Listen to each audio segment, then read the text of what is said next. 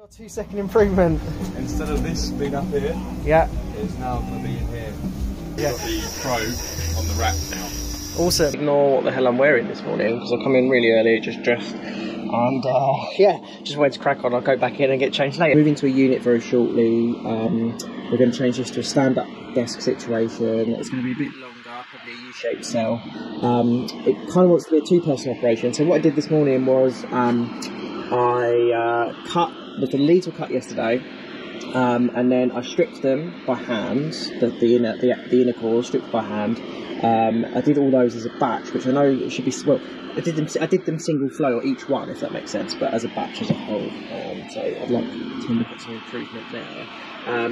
But basically, I had to wait for the soldering pot to warm up anyway, so that was why that was done. It wasn't quite enough for me to basically just do that one piece all the way through.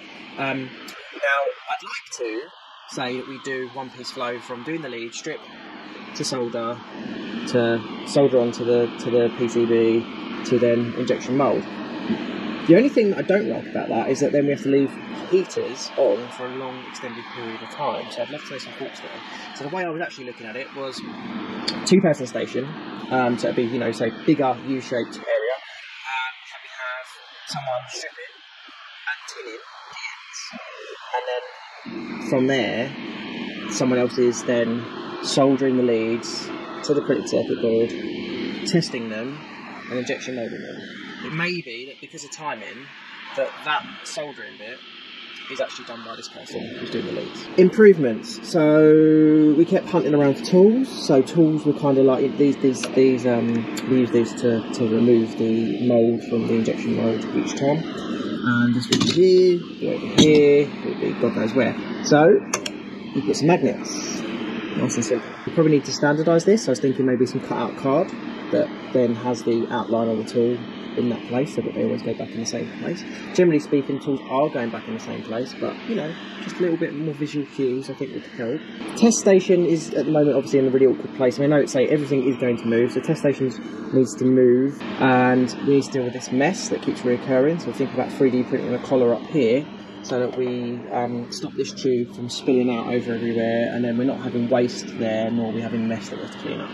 I'm going to do a process to try and set a tack time just on the soldering of the lead to the printed circuit board, testing, injection moulding, testing. One of my other 2-second improvements though, just changed the labelling on this so that we've actually got the customer's details on there and what's in the package for a collection, because we kept guessing and trying to work out what's going on. Here is my 2-second improvement today. So I'm making a LED insertion tool. Sorry, I'm trying to dip out that LED panel behind us. And this is an LED insertion tool, so the space here is for the LEDs. These two pins are actually holes on the board. We basically just used to push this down. So I've put it on the Prusa printer, so it's ready to go. So I'm going to slice it and we'll get it printed.